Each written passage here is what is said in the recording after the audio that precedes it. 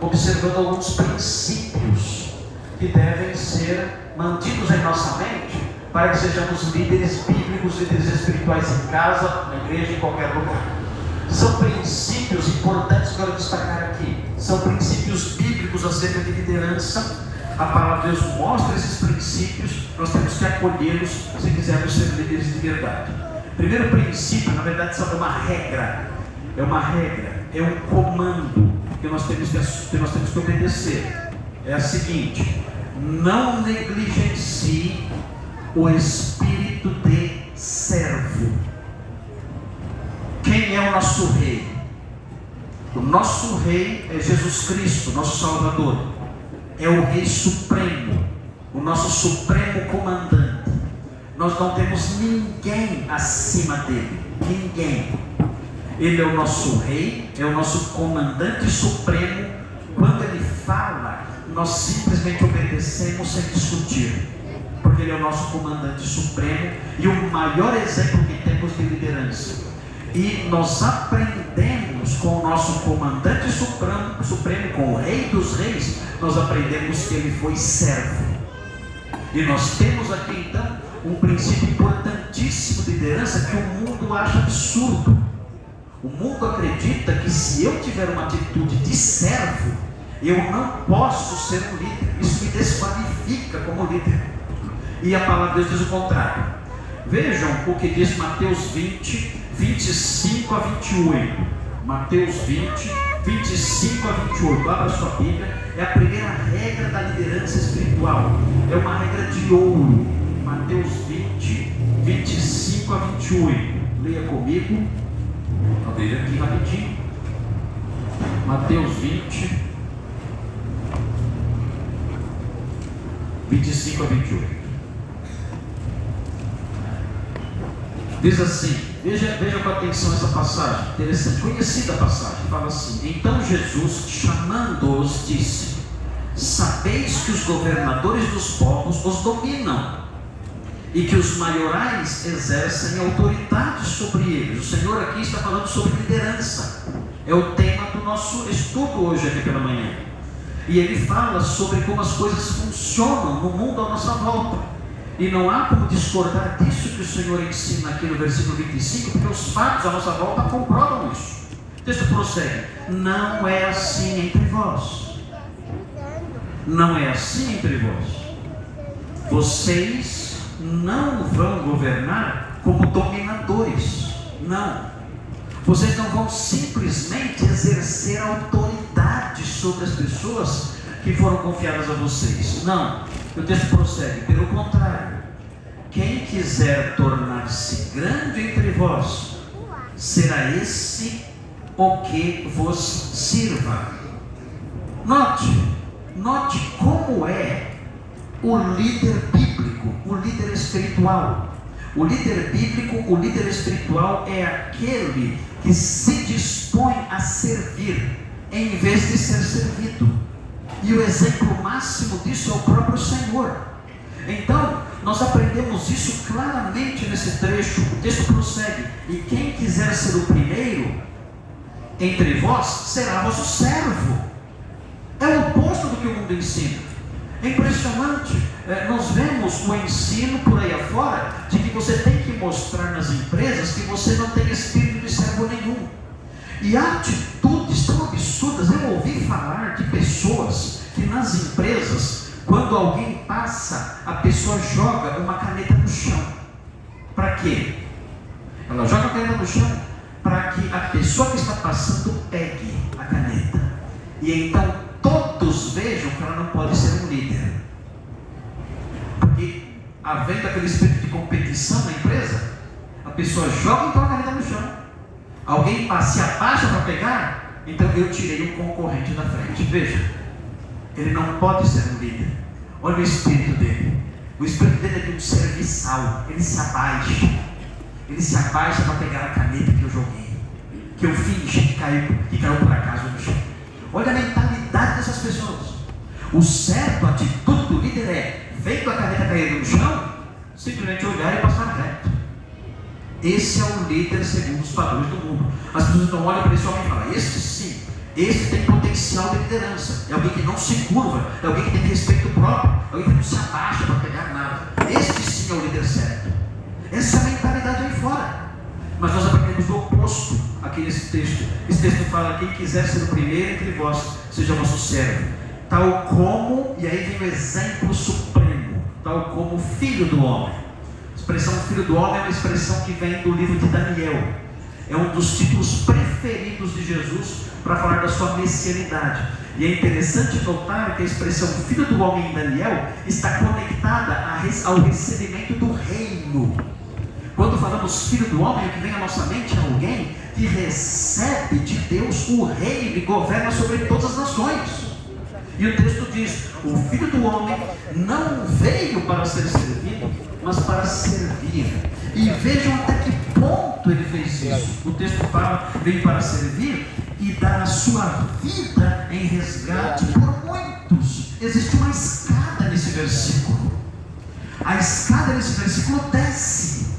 É o filho do homem, aquele que recebe o governo das nações. Ele veio para servir. Desce-se um degrau e não para ser servido. E então o versículo desce mais: servir e dar a sua vida em resgate por muitos. É um movimento descendente. E é isso que nós temos que aprender como líderes que queremos ser líderes espirituais. Nós não estamos, quando queremos dizer que os homens devem exercer liderança em casa ou na igreja, nós estamos dizendo que o homem deve trabalhar para ser exaltado, para ser aplaudido, respeitado, e aqui quem manda sou eu. Não é isso. Quando falamos que o homem deve ser um líder, isso significa que deve assumir uma postura de servo, servindo aqueles que Deus lhe confiou, até o ponto de se sacrificar por isso. É assim que funciona. Isso é ser um líder de verdade, em casa e na igreja. Ele é o primeiro a abrir mão do seu conforto. Ele é o primeiro a abrir mão das suas prerrogativas em prol daqueles que estão debaixo dos seus cuidados. Como homem na casa, ele é um protetor, ele é um provedor, ele é um mestre. E para proteger, para prover e para ensinar, muitas vezes ele tem que se sacrificar. Isso é ser um líder de verdade. A mulher também age como uma protetora. Nós aprendemos em Gênesis que a mulher é uma auxiliadora. E quando nós falamos isso para as mulheres, elas ficam muito irritadas, porque elas não gostam da palavra auxiliadora, porque lembra talvez auxiliar de limpeza, não sei como acontece, mas não gostam da palavra auxiliadora. Mas na verdade a palavra auxiliadora no livro de Gênesis, no Antigo Testamento, é uma palavra que é relacionada e aplicada ao próprio Deus. Deus se define como auxiliador. O que é um auxiliador? O auxiliador, quando aplicado a Deus, a mesma palavra aplicada a Deus, sugere a ideia de alguém que ajuda. É um ajudador, especialmente em momentos difíceis. Então a mulher não deve se sentir humilhada. E algumas mulheres aqui, estou vendo algumas mulheres aqui, não sei se são espiãs, não sei o que é, estão aqui, não devem se sentir ofendidas com a expressão auxiliadora, de forma nenhuma. Porque na realidade essa expressão é aplicada ao próprio Deus. É alguém que ajuda. É alguém que ajuda especialmente em momentos de dificuldade, de dor, de perigos. Mas note bem, essa ação da mulher como ajudadora que protege é como pode ser comparada ao socorro, à ajuda de um cisne que coloca suas asas sobre seus filhotes. Não é uma proteção agressiva, não é uma proteção que enfrenta perigos horríveis, não. Ela acolhe o seu marido num dia difícil. Ela acolhe seu marido nos dias de dificuldade, de sofrimento, de cansaço, de crises no trabalho. Ela é como um cisne que auxilia os seus filhotes, que ajuda os seus filhotes, colocando suas asas serenamente sobre os seus filhotes. Essa é a mulher auxiliadora. Já o homem, a proteção do homem é diferente. A proteção do homem não é a proteção do cisne. A proteção do homem é a proteção do soldado. É uma proteção mais forte. Ele entra na frente dos perigos. Se o cachorro vem morder alguém, ele entra na frente, coloca a perna dentro do cachorro morder, para que não morda a perna da mulher. Ele enfrenta o perigo dos inimigos, os ataques violentos. Ele entra na frente e protege. É diferente a proteção do homem da proteção da mulher. Ela também protege. Eu adoeci certa vez, eu estive à beira da morte certa vez, e a pessoa que mais me protegeu, que mais me amparou, que mais me defendeu, que mais me deu forças naqueles momentos difíceis, nos dias escuros, foi a minha esposa, que me protegeu como um cisne protege seus filhotes. Mas a proteção do perigo violento, a proteção que requer força, essa proteção vem do homem. É ele quem enfrenta a guerra pesada para proteger a sua família, colocando até mesmo a sua própria vida em risco quando o perigo vem. É você que tem que se levantar à noite para ir lá fora ver o que está acontecendo. Que barulho é aquele lá fora? E não mandar sua esposa. Vai lá ver o que é. Não faça isso. Eu falei que você é auxiliadora. Vai lá e me ajuda aí. É policial, né? Esse auxílio não é por ela, é a responsabilidade dela. Você é um soldado, ela é um cisne. Ela protege com suas asas, você protege com uma espada e com um escudo. Mas note, tudo isso, todo esse trabalho de proteção, de provisão, você é o provedor do lar, de ensino, você é o mestre, você é o pastor da casa. Tudo isso deve ser feito com o espírito de servo. Você tem que entender, eu estou aqui como líder, nessa posição. Meu objetivo é servir minha esposa, meus filhos e também, na posição de servo na igreja, servir os meus irmãos. Não esperar aplausos, não esperar privilégios, mas me entregar pelo bem daqueles que Deus me confiou. Muito bem, essa é a primeira regra. Meu tempo está correndo aqui porque tem outras regrinhas que eu quero mencionar. Se eu não der tempo, quem sabe em outra oportunidade eu compartilho com vocês. Aí, nós vamos lá. Eu nunca termino meus sermões, nunca. Já desisti. Fiquei em casa assim, mas fala, terminou? Claro que não. Ela pergunta, terminou seu sermão hoje? Não. Ontem eu consegui terminar porque eu corri bastante. Mas por mim ficaria falando mais 2 horas lá no sermão de ontem. Muito bem, a segunda regra, importante. Essa regra é importantíssima, você não pode esquecer isso. Porque isso eleva você, e além de elevar você, não somente eleva você, mas encoraja você a realizar uma liderança sólida e séria. A regra é a seguinte: não esqueça que sua função como marido ou como líder na igreja foi confiada pelo próprio Senhor. Não esqueça disso.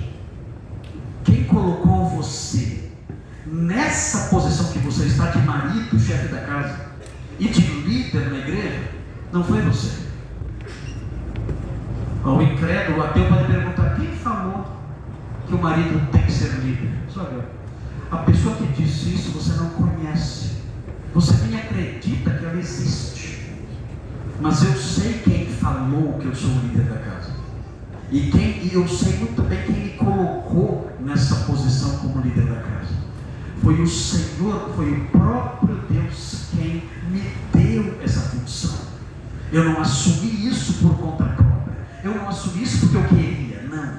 O Senhor me colocou nessa posição. Eu recebi dele esse dever. Veja, interessante ver aqui em Colossenses 4,17. Veja aí na sua Bíblia, Colossenses 4,17. Nós não sabemos, é um texto um pouquinho vago. Colossenses 4,17 é um texto vago. Aqui no finalzinho de Colossenses, no momento da despedida de Paulo, na sua carta escrita aos crentes de Colossos, ele menciona um certo Arquipo. ele fala aqui em Colossenses 4,17, ele diz: também dizei a Arquipo, ele diz, atenta para o ministério. Aqui a palavra ministério é a palavra diaconia. Diaconia, a rigor, significa serviço. Existe a diaconia no sentido técnico, que é o diaconato em si, a pessoa que exerce o diaconato, e existe a diaconia no sentido geral, não técnico, que é o serviço comum que alguém pode prestar sem ter nenhum cargo específico. Mas o que eu quero dizer é que Paulo fala na sequência o seguinte: atenta para o ministério que recebeste do Senhor. O que é interessante aqui é que Paulo menciona a fonte das responsabilidades que Arquipo recebeu. Há uma fonte aqui. Existe uma carga teológica nesse pequeno versículo. É uma pequena carga teológica, mas de grande importância. E a carga teológica é essa: olha, a diaconia que nós recebemos, a diaconia que somos instados a exercer, seja ela qual for. Arquipo não é mencionado aqui qual era a diaconia específica dada a Arquipo, mas seja ela qual for, existe uma fonte suprema dessa diaconia dada a você. E essa fonte suprema, diz aqui o texto, é o Senhor, o ministério que recebeste do Senhor. É interessante, quando o Novo Testamento usa a palavra Senhor, Kyrios, tem em mente especificamente, o apóstolo Paulo tem em mente especificamente o Senhor Jesus Cristo. Jesus Cristo é o Senhor mencionado aqui. É Jesus Cristo quem concede a diaconia, o ministério, alguém, seja qual for esse ministério. E o texto prossegue dizendo: para o cumprires, ou seja, para você completar as tarefas. Esse é o sentido da palavra cumprir. Para você completar as tarefas ligadas a esse ministério. Isso é importante. Nós então adquirimos uma mentalidade teológica acerca dessas coisas. Eu sou um marido e eu tenho uma diaconia a exercer. Essa diaconia envolve proteger minha esposa, guiar o meu lar, prover a minha casa, proteger a minha casa, ser um mestre da espiritualidade da palavra de Deus para as pessoas que Deus colocou na minha casa.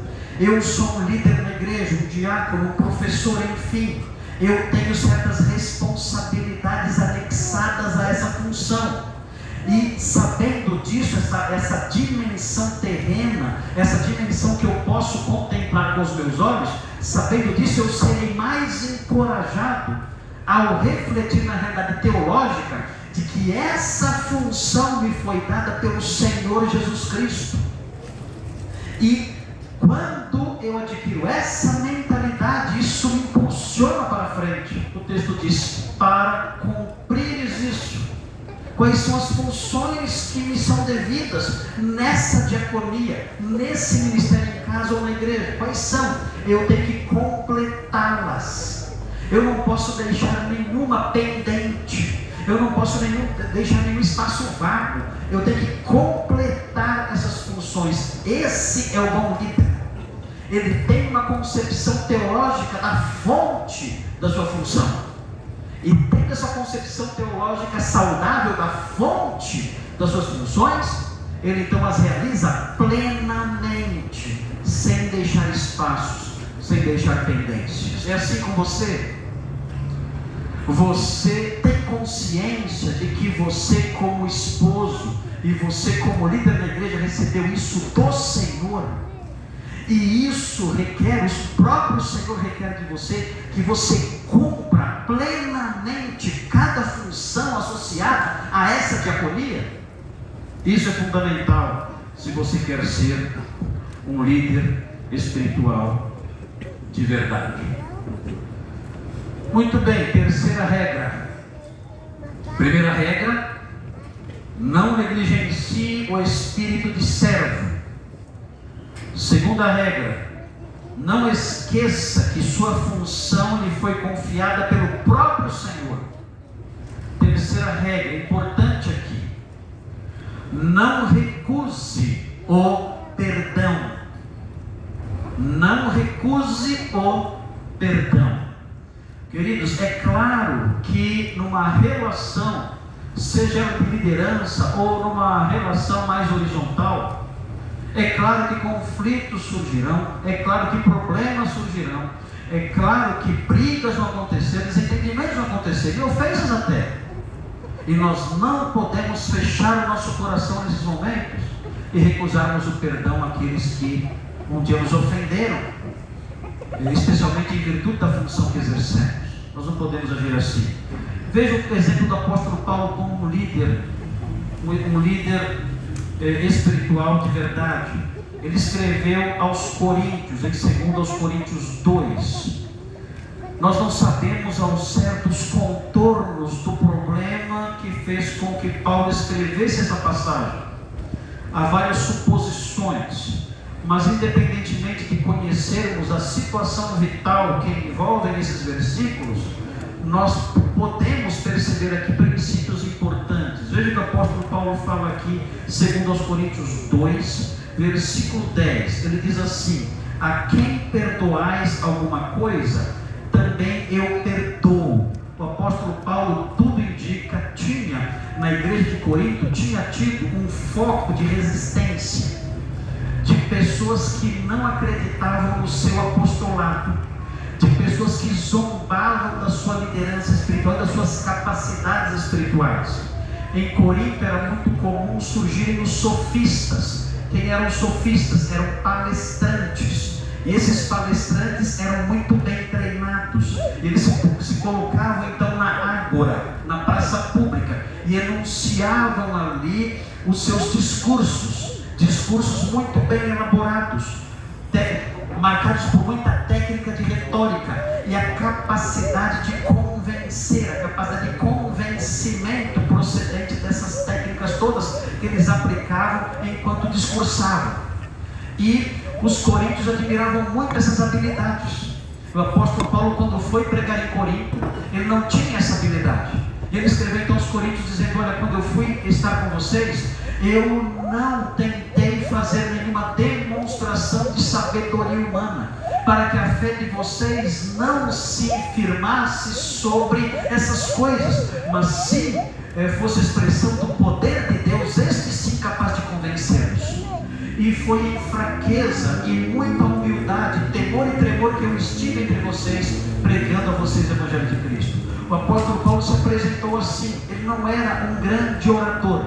Por causa disso, entre outras coisas, seus inimigos começaram a acusá-lo, dizendo que ele era um homem fraco em palavras, um homem que não tinha condições de ensinar nada, um homem que não convencia ninguém com os seus argumentos. E essa resistência foi crescendo. Chegaram a dizer que ele não era um apóstolo, chegaram a sugerir que ele ensinava coisas diferentes dependendo de onde estava, chegaram a acusá-lo de imoralidades também, e outras coisas foram fazendo com que o apóstolo Paulo sofresse muito por causa daquela igreja. Mas depois de 3 visitas àquela igreja, não só de Paulo, mas de seus delegados, e depois de 3 cartas, a igreja de Corinto se arrependeu.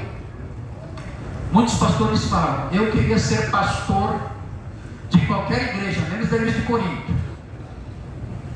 Eu não sei, eu acho que uma igreja que se arrepende depois de 3 visitas e 3 cartas, quem me dera. Quem me dera. 3 visitas e 3 cartas? Sério? E o apóstolo Paulo escreveu 2 aos Coríntios, que é 4 aos Coríntios. 2 aos Coríntios é a 4ª carta. Ele escreveu a 4ª carta aos Coríntios, elogiando a igreja por seu arrependimento, ainda que houvesse um pequeno foco de resistência ainda ali.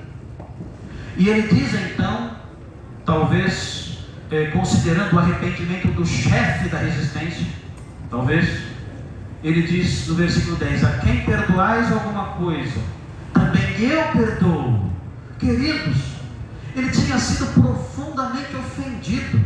Ele disse: eu resolvi no meu coração não voltar mais a Corinto, para enfrentar a situação que eu enfrentei da última vez. Eu resolvi isso no meu coração. Ele sofreu muito com essa resistência. Alguns dizem que o espinho na carne de Paulo não era uma doença. Há quem diga que eram os olhos dele, não enxergava direito, ou a sogra, não sei.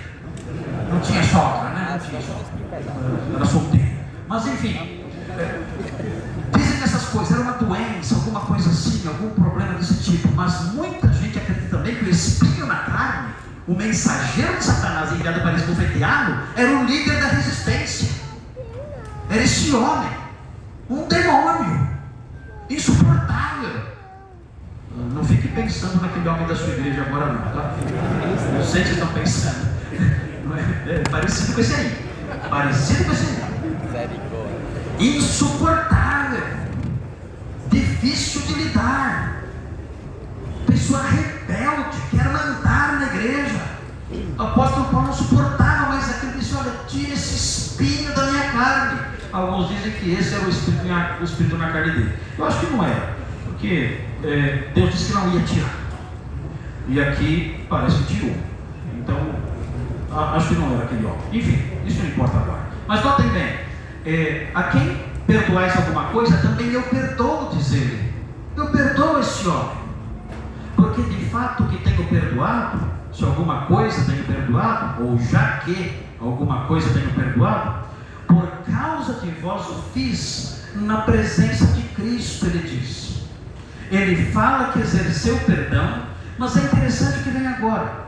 Ele fala que exerceu perdão não somente porque o seu coração era um coração inclinado à paz, ainda que fosse, mas ele dá uma razão espiritual para isso. E se você não se move a perdoar alguém em face desse motivo que Paulo dá aqui, você está em perigo. Porque veja o que ele fala, veja o que o apóstolo Paulo diz na sequência. Ele fala que perdoou na presença de Cristo, ou seja, Cristo é testemunha da sinceridade do meu perdão.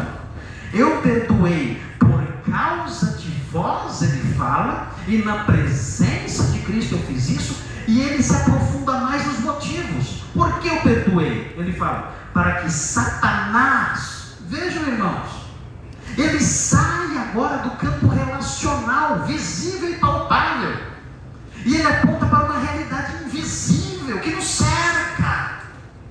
Nós somos crentes, a nossa visão de mundo é diferente do mundo lá fora. O apóstolo Paulo, ele vê essa dimensão, ele vê aquele homem terrível, ele vê aquela pessoa que fez oposição a ele, que quase acabou com a igreja, e ele perdoa essa pessoa, mas ele entende que o problema não é uma questão meramente relacional humana, não era apenas um problema ligado à manutenção da paz social dentro de uma comunidade. Ele lança os olhos para além disso, e ele entende que existe uma realidade espiritual também presente, que poderá se tornar extremamente perigosa caso não haja perdão. Ele diz, para que Satanás não alcance vantagem sobre vós. Ele está dizendo, se não houver perdão, Satanás terá uma porta aberta para agir. Se não houver perdão, o diabo terá uma porta aberta para realizar as suas obras. E o apóstolo Paulo fala, pois não lhe ignoramos os desígnios. Sabe o que significa isso? Que Satanás tem planos, Satanás tem alvos, Satanás tem desígnios, propósitos malignos. Ele tem tudo isso em sua mente. E o texto diz, se você não perdoar, o diabo com seus planos vai se aproveitar disso e vai trabalhar na sua casa, vai trabalhar na sua igreja, porque você não perdoou. Não é questão de paz social, não é questão de parecer bonzinho, não, é uma questão de preservação. O que o diabo quer fazer? Ele quer destruir, ele assassina, ele quer matar, ele quer destruir, ele quer acabar com a nossa paz. Ele é o inimigo das nossas almas. Ele quer nos matar, Ele quer destruir a igreja, ele quer esfacelar o lar, ele quer criar dentro de nós o império da solidão, o império da maldade, o império da mágoa. É isso que ele quer fazer, construir em nós esse império, para que nós morramos por dentro, e até fisicamente em alguns casos. O apóstolo Paulo reconhece isso e diz: eu perdoei porque eu sei o que o diabo faz na vida de quem não perdoa. Eu sei o que o diabo faz no ambiente em que não há perdão.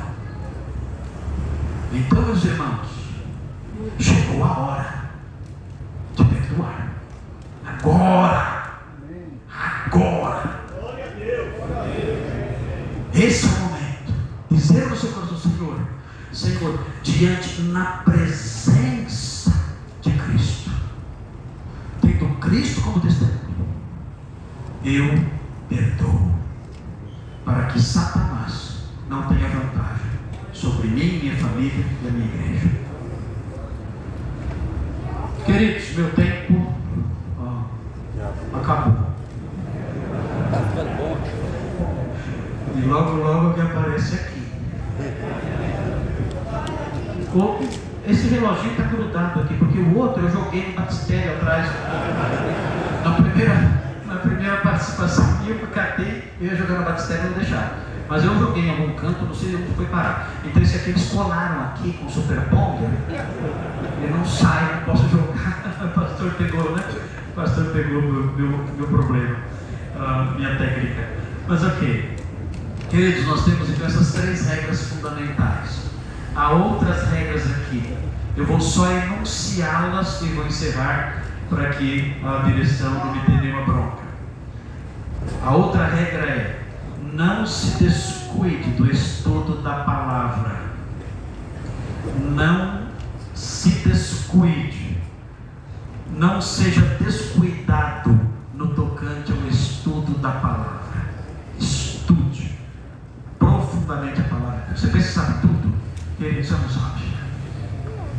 Eu lhe garanto, você não tem ideia do quanto você tem que aprender. A palavra de Deus é um oceano e você tem que nadar por todo ele. Você não conhece tanto quanto você pensa. Quanto mais nós estudamos, mais temos consciência disso. Pastor Jader está aqui. Pastor Jader Borges está aqui. Ele é um estudioso da palavra. Ele já estudava a palavra há uns 30 anos quando eu nasci. Mais ou menos isso, pastor Jader? Quando eu nasci, ele já tinha mestrado em teologia. E nós conversamos bastante. É impressionante, pastor. Nós compartilhamos isso recentemente. Como temos coisas para aprender. Você não sabe tudo, tem muito que aprender. Todos nós, eu me coloco assim de vocês não. Eu estou fazendo atualmente um curso tentando aprimorar meus conhecimentos no tudo. Eles estão me cortando já. Vocês viram o que eles fazem? Eles cortam. Já é censura, viu? Já é censura. Liberdade de expressão aqui, tá? Então notem. E eu estou nesse curso para tentar conhecer um pouco mais do Novo Testamento, um pouco mais do Antigo Testamento, para crescer espiritualmente e podermos viver melhor com a minha igreja. Não negligencie o estudo da palavra de Deus. Eu a estudo há 40 anos e ainda sei o quanto sou ignorante nela. Outra regrinha rapidinho: não tolere, como líder na casa e na igreja, não tolere a heresia e o pecado. Não tolere. Não tolere na sua casa, na sua igreja, a heresia, o desvio doutrinário chocante e o pecado na sua casa. Se os seus filhos não forem crentes e quiserem trazer para a sua casa um comportamento sujo, diga a eles: você vive a sua sujidade lá fora, aqui dentro não. E se não está contente, a porta está aberta. Rua. Tenha firmeza nisso. Isso não é falta de amor. Isso é uma das maiores expressões de amor. Você vai salvar o seu filho. Você fez. Não tolere a heresia e o pecado. E por último, não busque o interesse próprio. Não busque ser líder buscando a sua própria satisfação. Queridos, é isso que eu queria compartilhar com vocês nesta manhã. Minha súplica a Deus é que cada homem que está aqui hoje e os que estão nos assistindo possam se levantar dessas cadeiras ao fim dessa palestra e assumam a sua postura como líderes, mas não como líderes quaisquer, mas sim como líderes instruídos pelos princípios da palavra de Deus. Que Deus abençoe.